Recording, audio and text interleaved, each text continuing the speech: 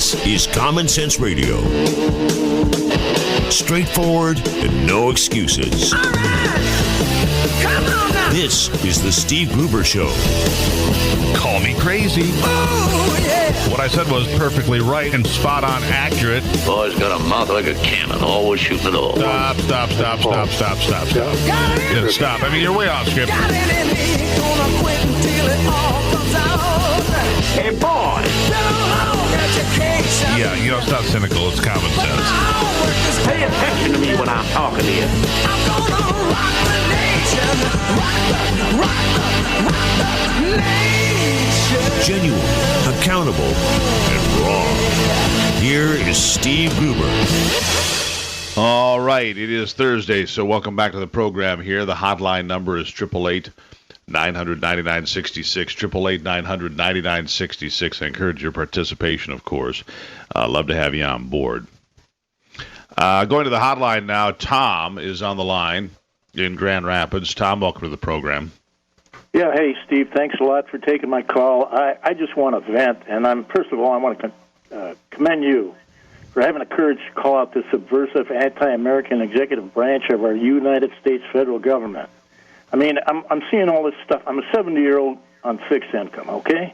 And I'm watching this country go to the Dickens in a handbasket with scandals like Fast and Furious, Benghazi, the VIA, the IRS nonsense with targeting conservatives like me.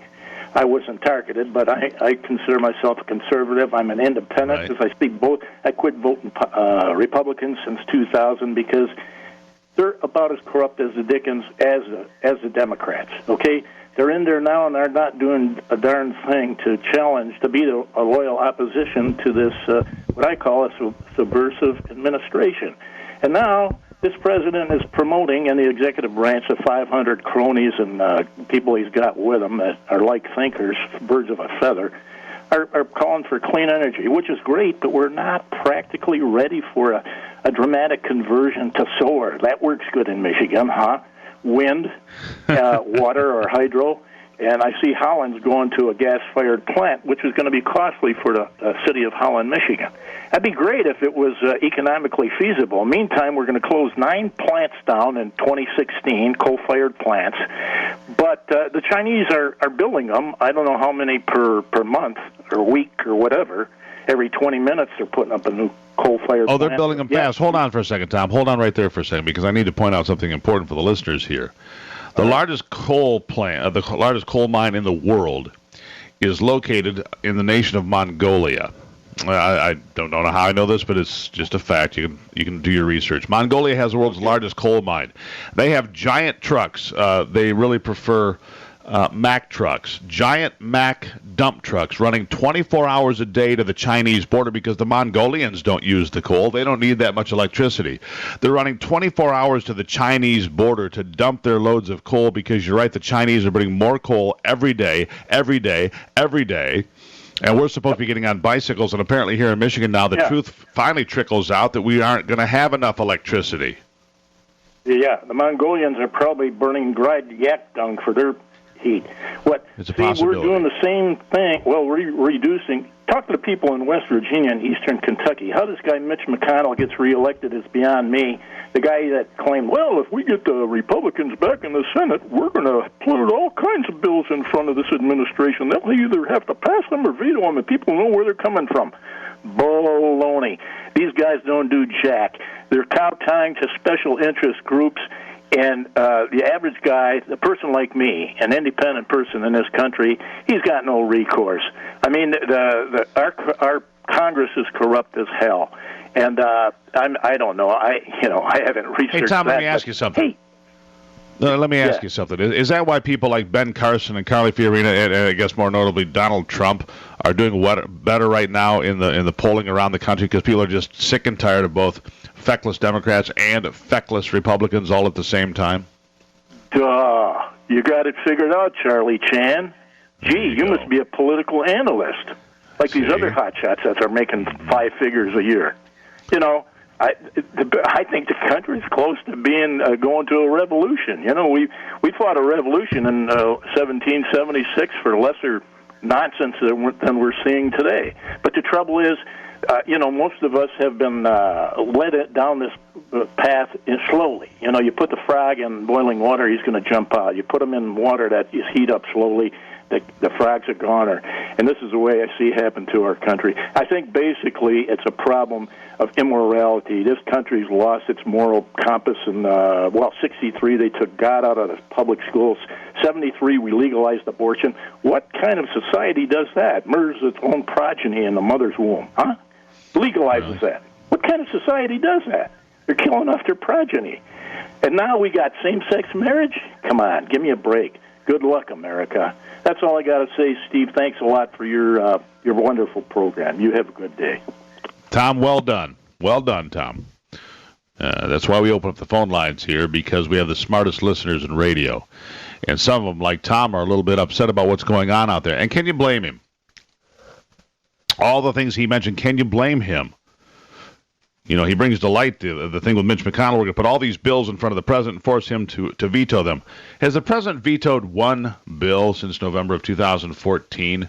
It's September now of the following year. The new Congress took their seats in January, correct? And here we are, almost a year later. And what has Mitch McConnell done? Harry Reid, I can tell you, was putting stuff out there all the time, you might recall. Harry Reid was driving Democrats like a mule train. What has Mitch McConnell done? I think that's a great point that Tom brought to us there. Mitch McConnell, with his electric personality, has done nothing. All the promises, all the hype, and suddenly nothing happened. That's the problem with Washington right now. Why do you think Donald Trump is doing so well? And Carly Fiorina and Ben Carson? Because people are sick of politicians. They're sick of the same old thing over and over again. Would any of the politicians bring us something different? With Marco Rubio? Maybe. Maybe he would. We certainly don't think Jeb Bush is going to get it done, or Rand Paul. And Ted Cruz with his fiery rhetoric might be interesting to listen to, but at the end of the day, he's not going to be able to get elected. So you have to look at electability as well. And how do you turn things around? How do you finally get there? How do you finally make it happen? How do you finally get the attention of the lawmakers that have made you all of the promises, that have said things will finally change? If you elect us this time, things are going to finally change. We're going to turn things around. Really, we're almost $19 trillion in debt.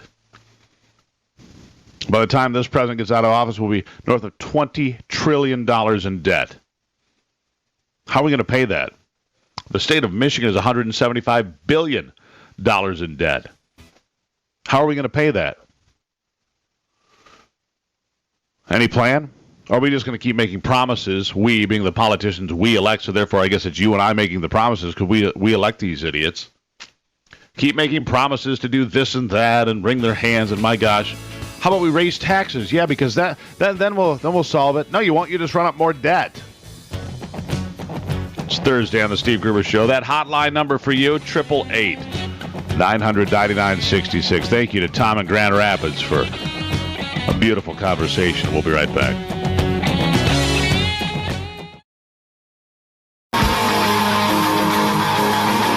Taking a closer look at the stories that affect you most with a big dose of common sense.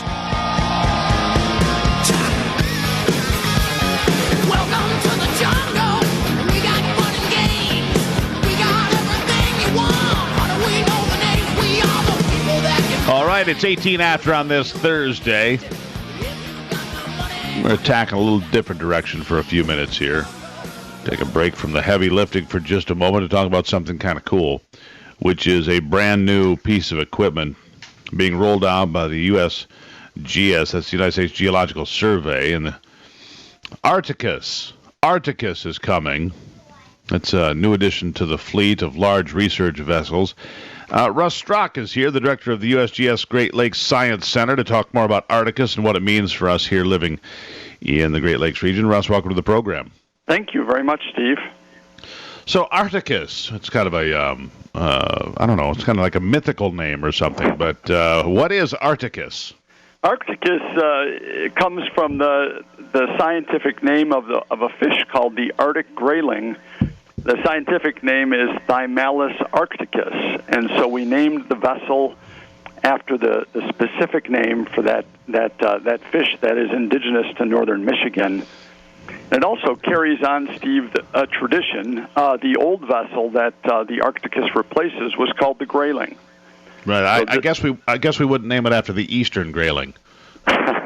It's no longer with us, right? Anyhow, it's just a little aside there, Russ. There's some fish humor for people. Anyhow, what is the Arcticus capable of doing, and what is it going to do, and why is it so important to the fleet here?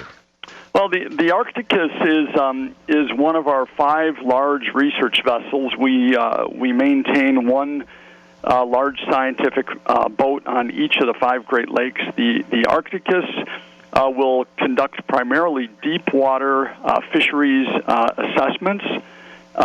It'll conduct those assessments on Lakes Michigan and Huron.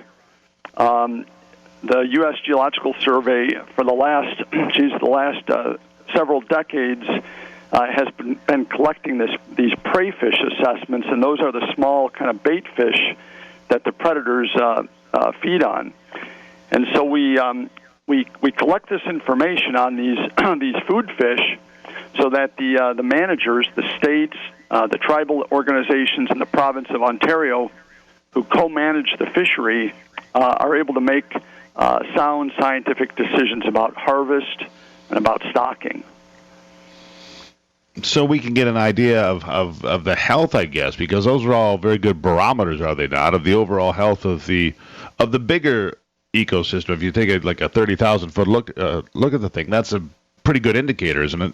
Yeah, fish are certainly a good indicator of ecosystem health, and where the Arcticus will be out pretty much the entire season from ice out to ice formation, evaluating the status and trend of the native fish, but also some of the invasive species out in the lake, Steve.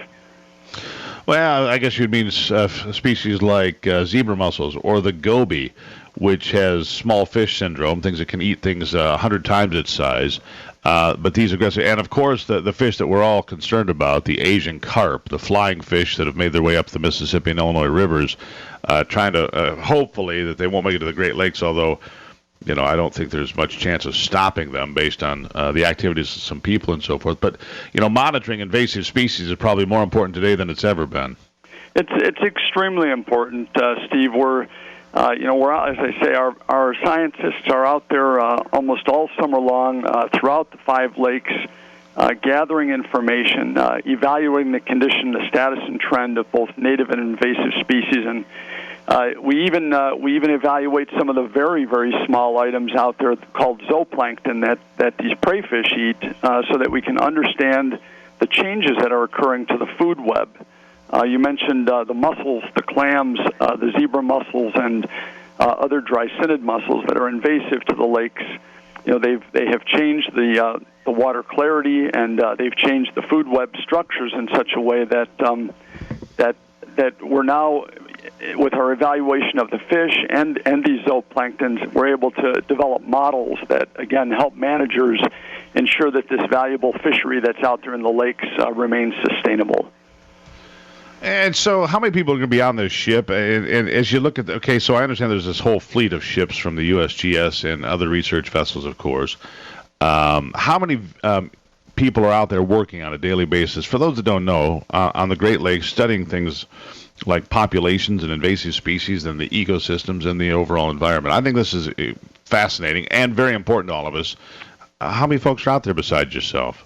Well, we have a captain, we have a first mate, and we have an engineer. And so we have generally we have 3 crew members on the Arcticus, and they'll typically be accompanied by 1 or 2 scientists and a couple of technicians. So we'll have approximately 6 people out there on the Arcticus. Some of our other vessels are a little larger, a little bit smaller, and we'll typically have about the same complement, sometimes 2 crew members on the smaller boats. So people out there working every day, and you supply information to researchers and biologists and scientists at universities, I'm sure all over, well, Big Ten universities, a lot of them, and plus smaller colleges, of course, as you probably work in concert with all these research facilities. No, that's exactly right. The lakes are so large. Sometimes, Steve, it's hard to get a grasp on the vastness. They're actually the size of some of the New England states. And when you think about traversing and evaluating something that large that's underwater, the challenge is enormous. So we work cooperatively with a lot with the state Department of Natural Resource organizations. We work with the Canadian government, the province of Ontario, the Department of Fisheries and Oceans, and the Indian tribes. And as you noted, too, many of the universities, and together we bring all this information and integrate it, and the managers out there use this science in order to make the best decisions that they can with the data that's available. Well, Russ Strach, congratulations on the new ship. It's the Arcticus. For the United States Geological Survey, out there making sure our Great Lakes stay healthy and wild for hopefully forever. Russ, thank you so much. Thank you for having me. I really enjoyed it, Steve. All right, Russ Strach, everybody from the USGS. It's Thursday on the Steve Gruber Show. Michigan, born and raised with Midwestern values and Michigan common sense.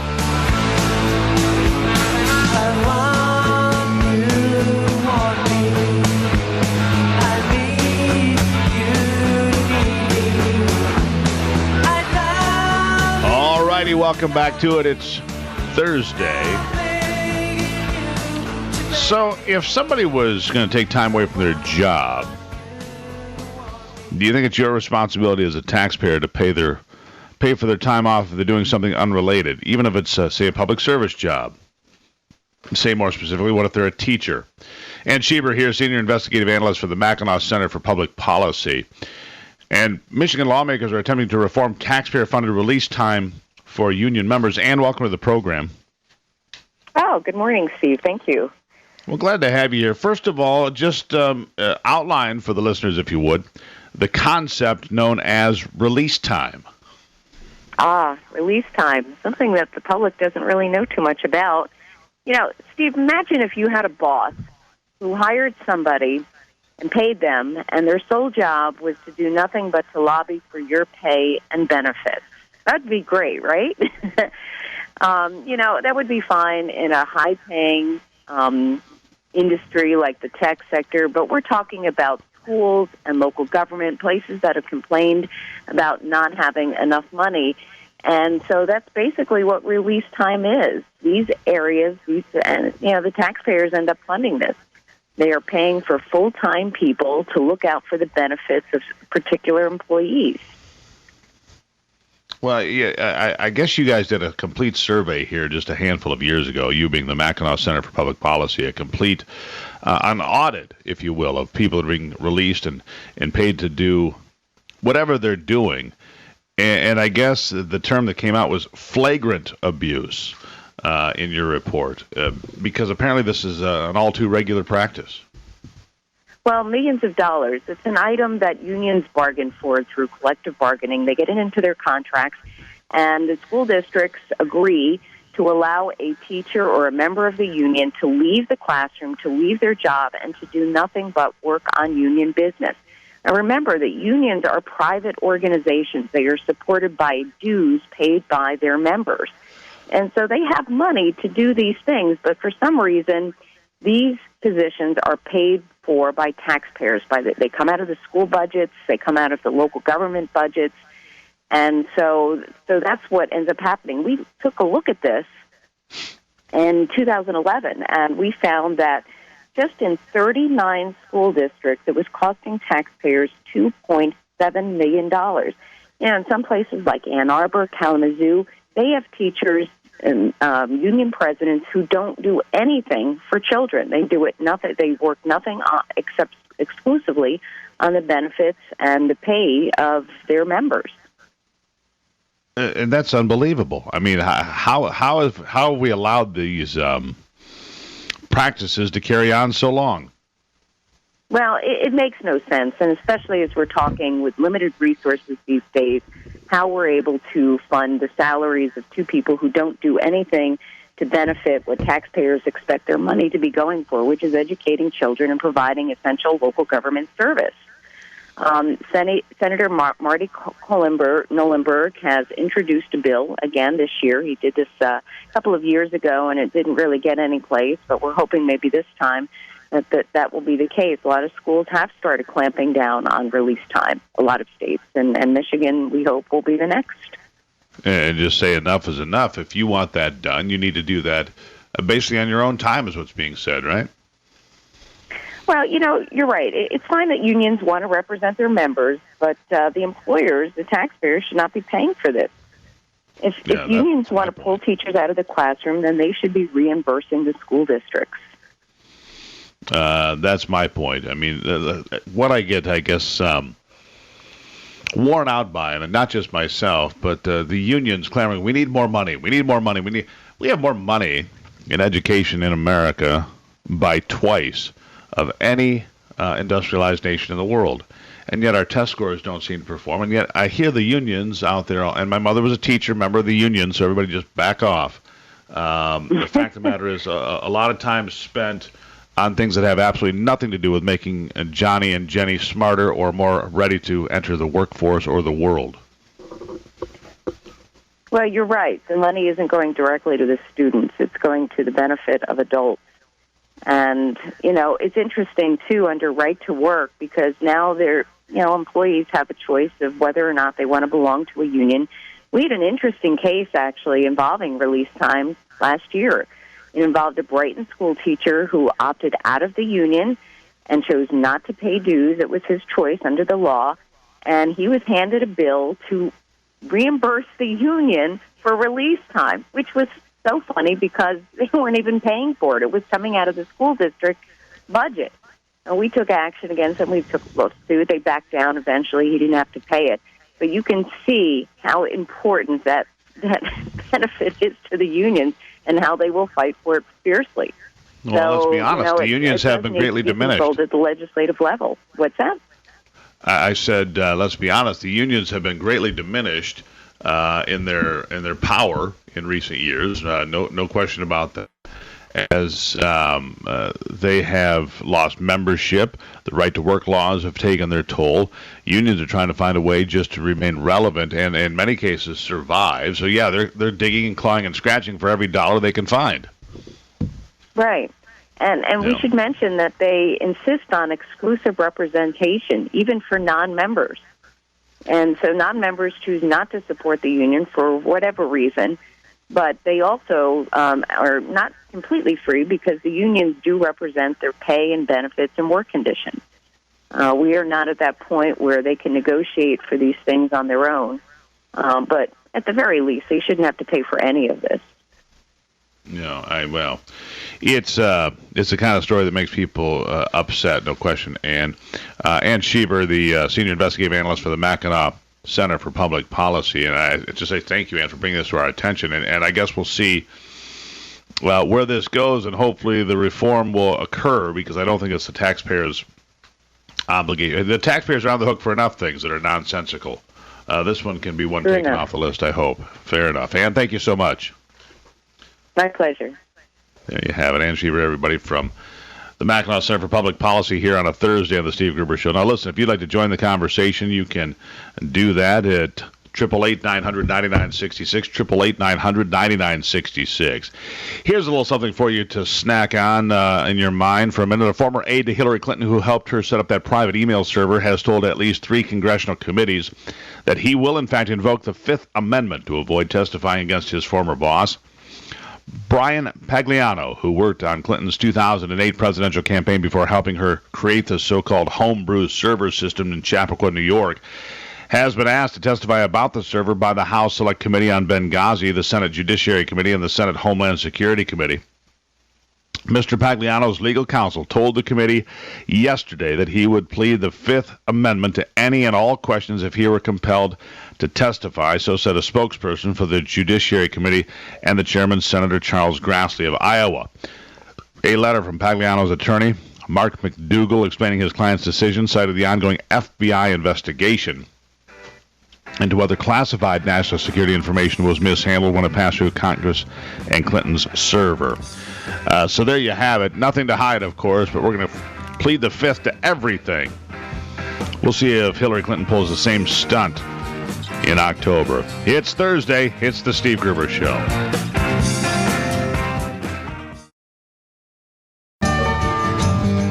Genuine Michigan common sense on display every day.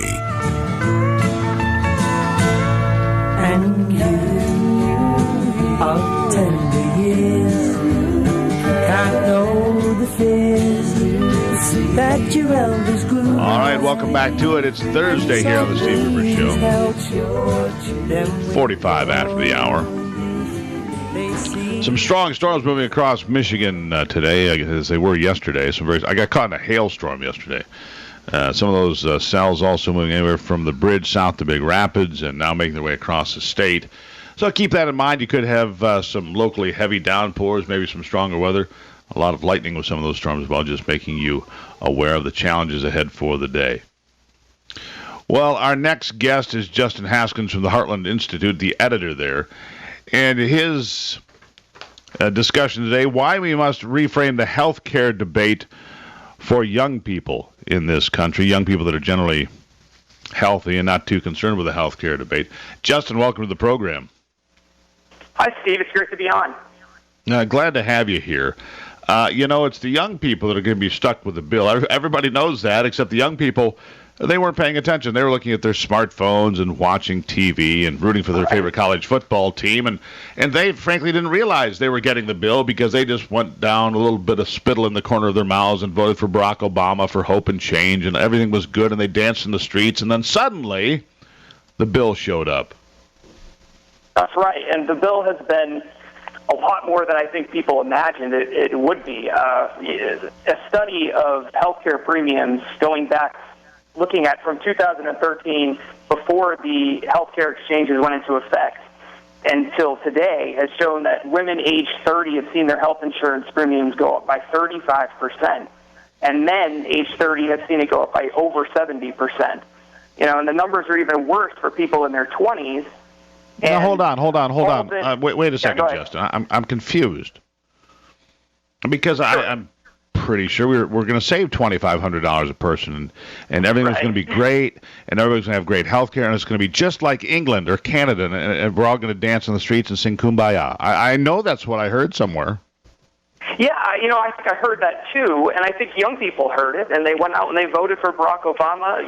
60% of them did, and then they ended up getting stuck with the bill. It's been a total disaster from beginning to end. And the amazing thing is that even though it's been a disaster, and it's obvious it's been a disaster, they're still supporting Barack Obama at much higher rates than other demographics. 56% are still supporting Obamacare and President Obama. And it's not because they support what the policies have done. It's because they support the ideology behind the messaging behind the policy, the idea that we're going to be helping all these people and that it's going to make a difference in their life. They're not focused on cost. And that's, of course not. Nothing costs anything. Because we've raised an entire generation of entitled, snot-nosed brats.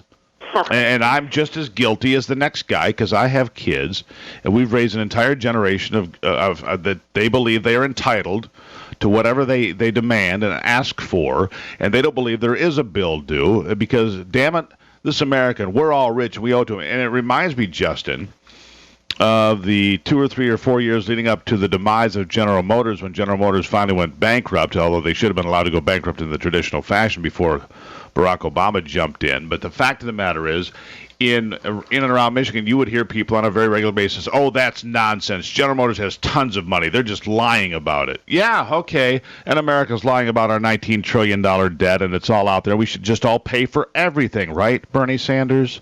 That's the mentality that we've created among our young people in large part. Absolutely, and that's why I think you mentioned Bernie Sanders. I mean, that's why Bernie Sanders is drawing crowds of 35, 40,000 people and more, a lot of them young people.